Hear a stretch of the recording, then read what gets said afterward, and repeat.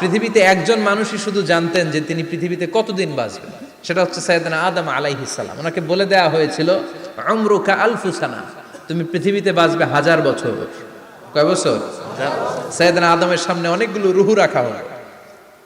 সাইয়েদনা আদম বললেন, এরা কারা? আল্লাহ বললেন, এরা হচ্ছে নাসালুক, তোমার বংশধর, পৃথিবীতে তোমার পর এরা পৃথিবীতে আসবে। সাইয়েদনা আদম বললেন, আল্লাহ ওই যে একটা রুহু দেখা যায়, এটার নাম কি? আল্লাহ বললেন, হাদা ইবনুকা দাউদ, এটা তোমার ছেলে দাউদ, সে দুনিয়াতে নবী হয়ে আসবে, তার ছেলে সুলাইমান নবী হয়ে আসবে। সাইয়েদনা আদম বললেন, মাবুদ, আমার ছেলে দাউদের কত বছর হায়াত আপনি দিয়েছেন? আল্লাহ বললেন, 40 সানা, মাত্র 40 বছর, 4 ইয়ার্স, 40 বছর তোমার ছেলেটা বাঁচবে। ও আল্লাহ, আমি বাঁচবো কয় বছর? তুমি বাঁচবা 1000 বছর। সুবহানাল্লাহ।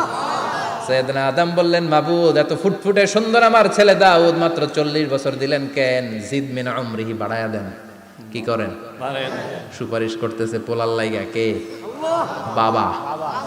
আল্লাহ আপনি বাড়ায়া দেন। আল্লাহকে বাড়ানো যাবে না, লেখা হয়ে গেছে। রুফিআতিল আকলাম ওয়া জাফফাতিস সুহুফ, কলম তুলে নেওয়া হয়েছে আর কালি শুকায় গেছে, আর কিছু করা যাবে? সাইয়েদনা আদম বললেন, মাবুদ, আমার 1000 বছর কেন দিলেন? আমার এই সুন্দর ফুটফুটে ছেলেটারে মাত্র শুধুমাত্র 40 বছর কেন দিলেন? ও মাবুদ, আমার 1000 বছরের দরকার নাই, আমার 1000 বছর থেকে 60 বছর আমি আমার ছেলেরে দিয়ে দিলাম। দাউদ আলাইহিস সালাম বাঁচবে 40 বছর, তো বাপ আদম যদি আরো 60 দেয়, 40 আর 60 মিলে কত হয়? 100। ভালো হিসাব বোঝে, 100। আর আদম আলাইহিস সালাম পেয়েছিলেন 1000 বছর, 60 কমে গেলে রইল কত? 940 বছর পৃথিবীতে থাকার পরে মালাকুল মাউত চলে এসেছে। কারণ এটা on time, the death will come on time, it never late, কখনো দেরি হয় না। আল্লাহ বললেন, লিকুল্লি উম্মাতিন আজালুন ফাইদা জাআ আজালুহুম লা ইস্তাখিরুনা সাআতান ওয়া লা ইস্তাকদিমুন। মৃত্যুর একটা নির্ধারিত সময় আমি বেঁধে দিয়েছি, অন টাইম, অন টাইমেই চলে আসে, 1 সেকেন্ড আগেও আসবে না, 1 সেকেন্ড পরেও আসবে না। 940 বছর বয়সে মালাকুল মাউত এসে হাজির, এসে বলল, জিইতু আন আকবাদা রূহাক, রূহ কবজ করতে আসছি। আদম আলাইহিস সালাম বললেন, রূহ কবজ করতে আসছো মানে? আমি বাঁচবো তো 1000 বছর। কয় বছর?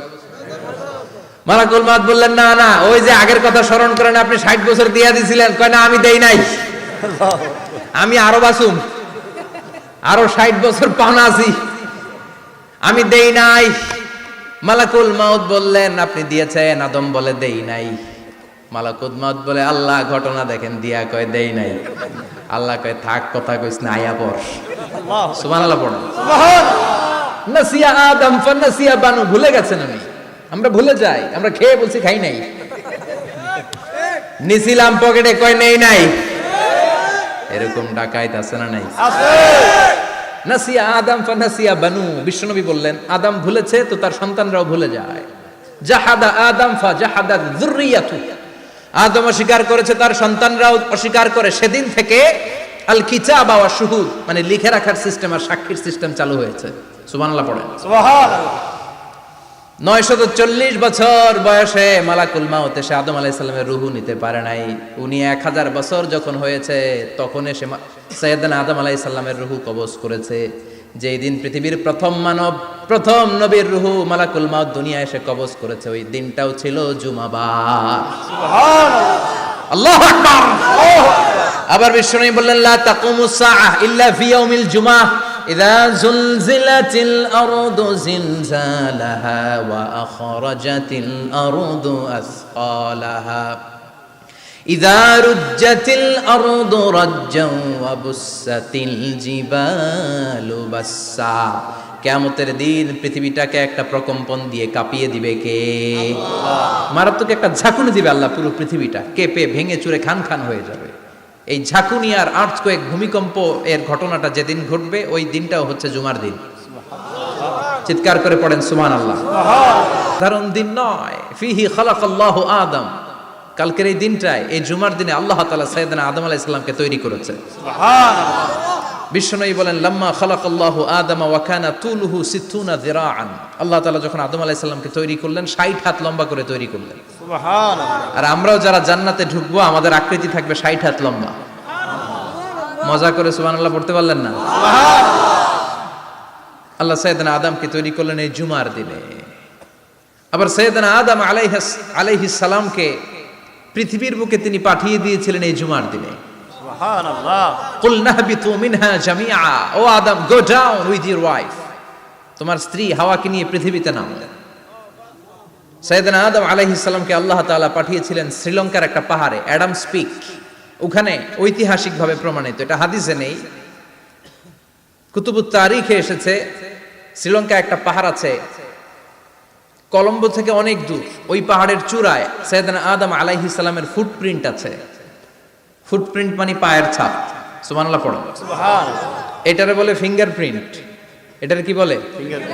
পায়ের গুলারে একজনের আঙ্গুলের ছাপের সাথে একজনের আঙ্গুলের ছাপের মিল নাই।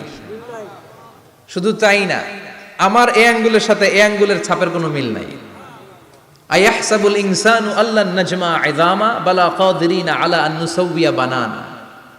আল্লাহ বলেন, গোলাম তুমি মনে করেছো তোমার হাড্ডি গুড্ডি পচে যাবে, তোমাকে আমি একত্রিত করে আবার বানাতে পারবো না? বানানো তো অনেক দূরের কথা, আমি তো তোমার আঙ্গুলের ছাপগুলো সংরক্ষণ করে রেখেছি। চিল্লায় পড়েন আল্লাহু আকবার। 1880 সালে স্যার ফ্রান্সিস গাল্টন নামে একজন বিজ্ঞানী, তিনি আবিষ্কার করেছেন যে আমাদের আঙ্গুলের ছাপগুলো আলাদা, ফিঙ্গারপ্রিন্ট আলাদা। এই 10টা আঙ্গুলের একটার সাথে আরেকটার কোনো মিল নাই। এই পৃথিবীতে যদি 600 কোটি মানুষ হয় তাহলে 6000 কোটি আঙ্গুল, একটা আঙ্গুলের সাথে আরেকটা আঙ্গুলের ছাপের মিল আছে? যারা সিগনেচার দিতে পারে না এরা কি দেয়? টিপসই দেয়। সুবহানাল্লাহ। সুবহানাল্লাহ। কি ম্যাজিক আল্লাহ আঙ্গুলে রেখে দিয়েছে, একটা আঙ্গুলের ছাপের সাথে আরেকটা আঙ্গুলের ছাপের মিল নাই। এখন এই বায়োমেট্রিক অথেন্টিকেশনের জন্য অনেক জায়গায় দিতে হয়। ইমিগ্রেশন পাস করবেন, গিভ ইউর ফিঙ্গারপ্রিন্ট। ভিসা করবেন, Schengen visa, European visa, provide your fingerprint first. Canadian এম্বাসিতে গিয়েছিলাম, সব আঙ্গুলের আলাদা আলাদা ফিঙ্গারপ্রিন্ট রেখেছে। এখন এটা অথেন্টিকেশনের জন্য সিকিউরিটি পারপাস খুব গুরুত্বপূর্ণ। কিন্তু 1500 বছর আগে, 1880 মানে কি 200 বছর তো না, 200 বছর আগে বিজ্ঞানীরা আবিষ্কার করলো। 1500 বছর আগে সূরাতুল কিয়ামার ভিতরে ফিঙ্গারপ্রিন্টের কথা বলেছে কে? আল্লাহ। আর পায়েরটারে বলে ফুটপ্রিন্ট। এটা প্রাণীদের ক্ষেত্রে প্রযোজ্য, কারণ প্রাণীদের আঙ্গুল নাই, আছে? ওদের আছে পা। বাঘের কয় পা? কথা কয় না, 4 পা। আচ্ছা, বাঘের হাত কয়টা? হাত নাই, ওদের পা। ফলে ওদের ফুটপ্রিন্ট লাগে। সুন্দরবনে কয়টা বাঘ আছে এটার একটা হিসাব আছে। কি করে বলে, কেমন করে হিসাব করে? বাঘের কাছে যে গুনে, চেহারা তো একরকম, একটারে 3 বার গুনবে। কথা কন, কিভাবে গনে তাহলে? বাঘসুমারি হয় কিভাবে? ফুটপ্রিন্ট, পায়ের ছাপ। একটা বাঘের পায়ের ছাপের সাথে আরেকটা বাঘের পায়ের ছাপের কোনো মিল নাই। আবার কাবা ঘরের পাশে একটা ছোট্ট জায়গা আছে, এই জায়গার মধ্যে রব্বুল আলামিন সব নবীদের পিতা সাইয়েদনা ইব্রাহিম আলাইহিস সালামের ফুটপ্রিন্ট রেখে দিয়েছেন। ওয়াত্তাখিযু মিম মাকামি ইব্রাহিম মুসাল্লা, সাইয়েদনা ইব্রাহিমের দাঁড়ানোর জায়গায় তোমরা নামাজের জায়গা করে নাও। আল্লাহু আকবার। সাইয়েদনা ইব্রাহিম আলাইহিস সালামের পায়ের ছাপ আছে কিন্তু মাকাম ইব্রাহিম। আর সাইয়েদনা আদম আলাইহিস সালামের পায়ের ছাপ আছে অ্যাডামস পিকে, শ্রীলঙ্কার ওই পাহাড়ে। তো যেদিন আদম আলাইহিস সালামকে আল্লাহ ওখানে পাঠিয়ে দিয়েছিলেন, ওই দিনটা ছিল জুমার দিন। সুবহানাল্লাহ নাই? সুবহানাল্লাহ। সুবহানাল্লাহ বাড়িতে যায় বলেন, সুবহানাল্লাহ। চিল্লায় পড়েন আল্লাহু আকবার। এরপরে সাইয়েদনা আদমকে পাঠানো হলো শ্রীলঙ্কায়, সাইয়্যিদাতুনা হাওয়া আলাইহিস সালামকে পাঠিয়ে দেয়া হলো সৌদি আরবের জেদ্দা শহরে। আরবিতে জেদ্দা বা জাদ্দা মানে দাদি। জেদ্দাতুন বা জাদ্দাতুন মানে কি? দাদি। হাওয়া আলাইহিস সালাম আমাদের সবার দাদি, ঠিক কিনা? ওনার নামে এই শহরের নাম। বছরের পর বছর সাইয়েদনা আদম আলাইহিস সালাম এবং হাওয়া আলাইহিস সালাম আল্লাহর কাছে ক্ষমা চাইলেন, আল্লাহ ভুল করে নিষিদ্ধ গাছের ফল খেয়েছি, তুমি মাফ করে দাও। আল্লাহ বললেন, আদম কয়েকটা কালিমা শিখিয়ে দেব, এই কালিমাগুলো পড়ে আমার কাছে দোয়া করো, আমি কবুল করে নিব। আল্লাহু আকবার। আল্লাহু আকবার।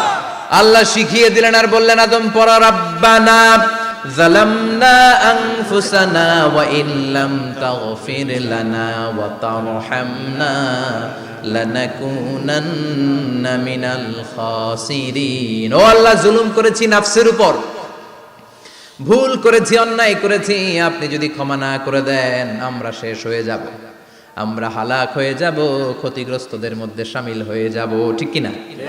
আল্লাহ সাইয়েদনা আদম আলাইহিস সালামের তওবা কবুল করলেন।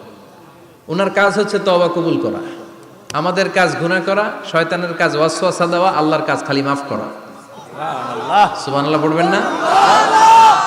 তার মানে আদম সৃষ্টি হলো জুমার দিনে, দুনিয়ায় নামিয়ে দেয়া হলো জুমার দিনে, তওবা কবুল করে নেওয়া হলো জুমার দিনে, রূহ কবজ করা হলো জুমার দিনে, আবার কিয়ামত সংগঠিত হবে জুমার দিনে। পড়েন সুবহানাল্লাহ।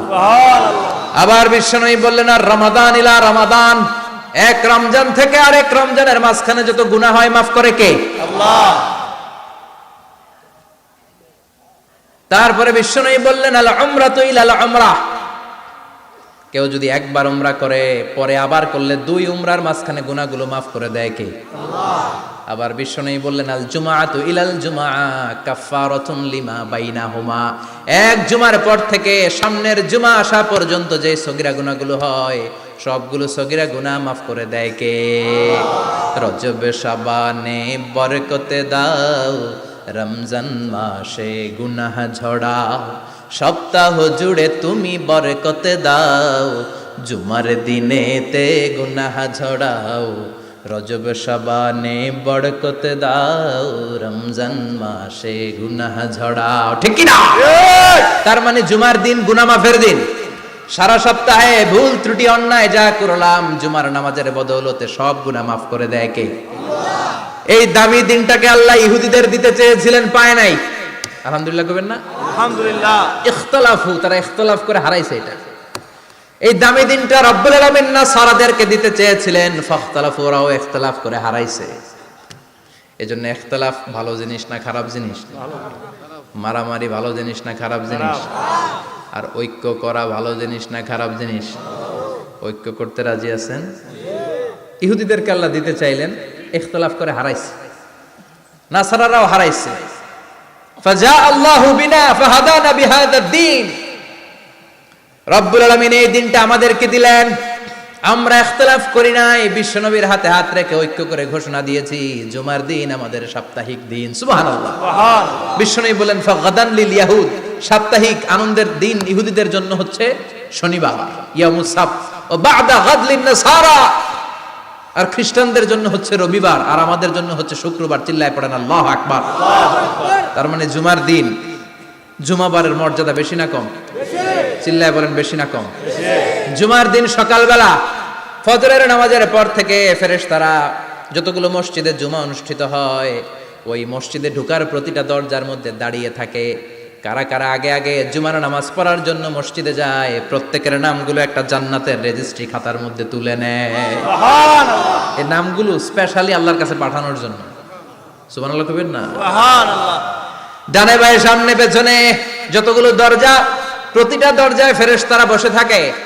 কে আগে আসলো নাম তুলে দেয়।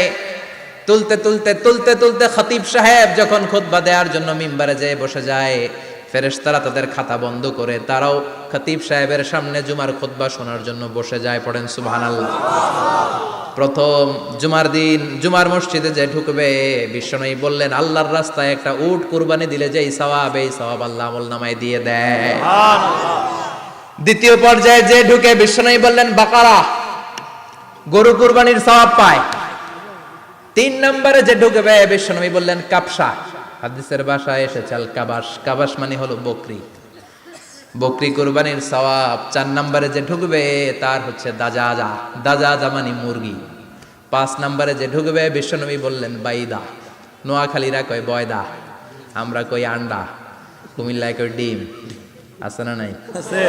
এক দেশের কত ভাষা, এক দেশের গালি আরেক দেশের বুলি। আমরা বলি ছেলে, কুষ্টিয়ায় বলে পুত্র, আরেক জায়গায় গেলে বলে হুত, আরেক জায়গায় গেলে বলে ফোয়া। আছে না নাই? আছে। এক এলাকায় বলে বেটা ছেলে, ছেলেদেরকে বেটা ছেলে, মরদ ফোয়া, মরদ ফোয়া হদ্দে না, মরদ ফোয়া হদ্দে। আহা, কি ভাষার বৈশিষ্ট্য। তো যেটারে আমরা বলি ডিম, কোথাও বলে আন্ডা, কোথাও বলে বয়দা। তো এই বয়দা আল্লাহর রাস্তায় দান করে দিলে যেই সওয়াব, পঞ্চম ব্যক্তি ওই সওয়াব পাবে। এই 5 জনের পরে আর লেখালেখি নাই, বাকিদেরটা নরমাল এন্ট্রি করে সব ফেরেশতারা খুতবা শোনার জন্য বসে যায়। সুবহানাল্লাহ। সুবহানাল্লাহ। তো জুমার দিনে আগে আগে যাবেন তো ইনশাআল্লাহ। সবাই রাজি?